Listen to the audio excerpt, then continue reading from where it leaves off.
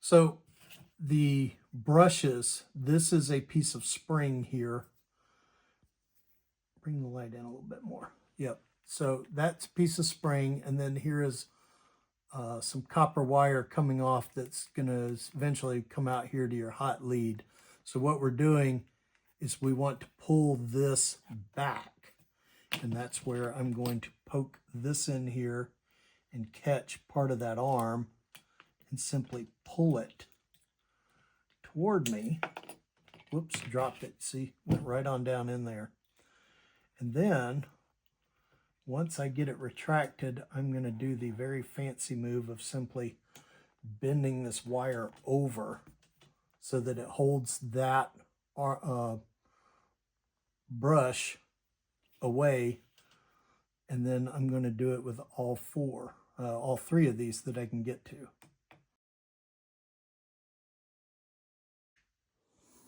All right, so I actually cut a fourth piece of wire, and you'll notice this does not look sophisticated, right? But it is pulling back those brushes in here so that they are retracted.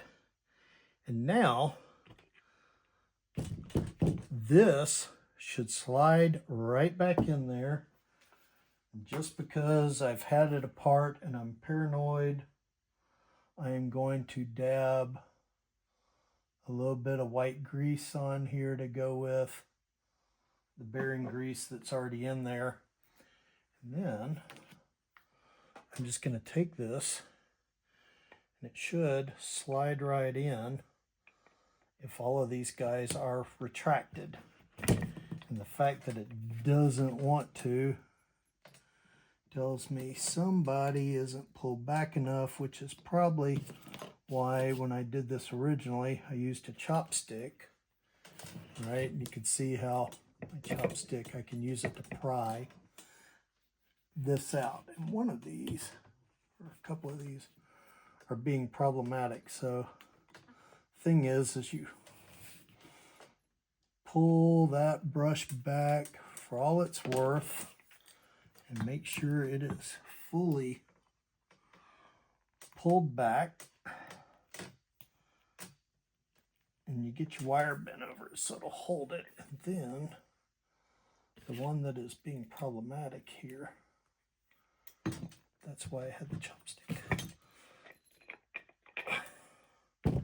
And I still have one of these. No, I have two of these that something slipped and they are not fully retracted here. So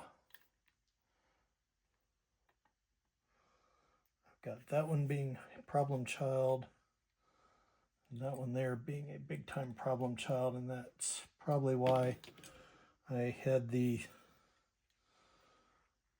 3-in-1 solution in that 3 of them were retracted, and then one of them I used the bamboo.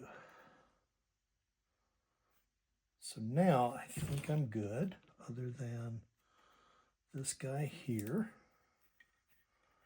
And now I'll drop that in.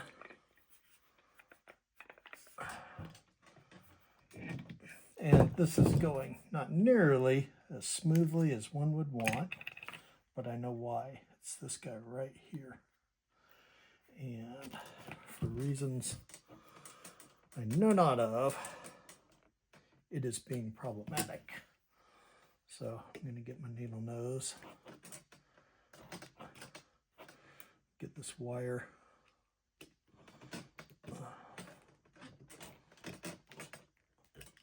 pulled on over, and he is being a pain. And the reason for doing these hooks as small as possible is if you don't, you cannot get them unhooked whenever you are done and want to pull them out. So something else I learned the hard way is make these as teeny tiny as you can get. And if you happen to get one of these with the paint on it, go ahead and flake the paint off so it is not in your starter. So now I'm going to pull this guy back out and get it secured here. And now I have what looks like 3 of them retracted, save for this guy here, which is where I will apply my chopstick.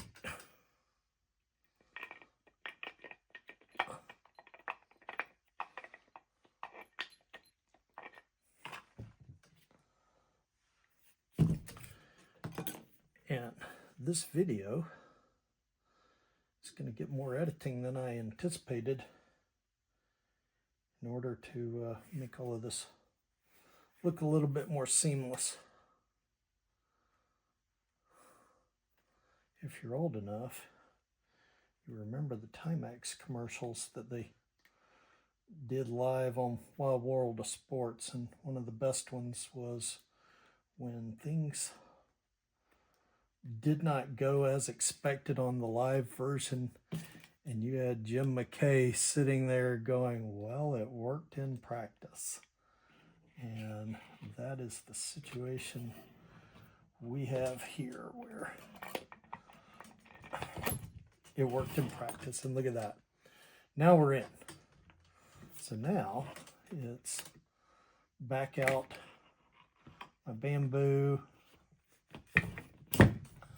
and start pulling these hooks out. And again, this is why I said make the hook part as small as possible, because you don't have a whole lot of clearance between your armature, or your commutator rather, and the little arms that hold the brushes.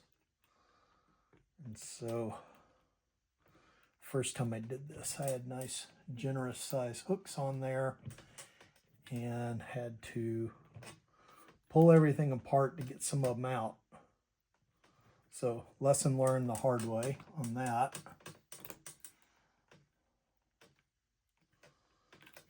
You can see a little bit of manipulation, and these come out, and if you can look in there, you can see them. So now all of these brushes are back on the commutator, and if they were worn enough, then I would be wanting to replace them. But in this case, they're not, so I won't.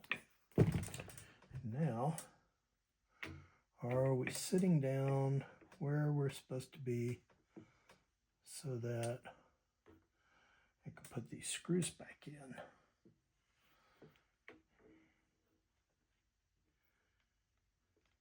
And now I'm turning this to find where those screws go, and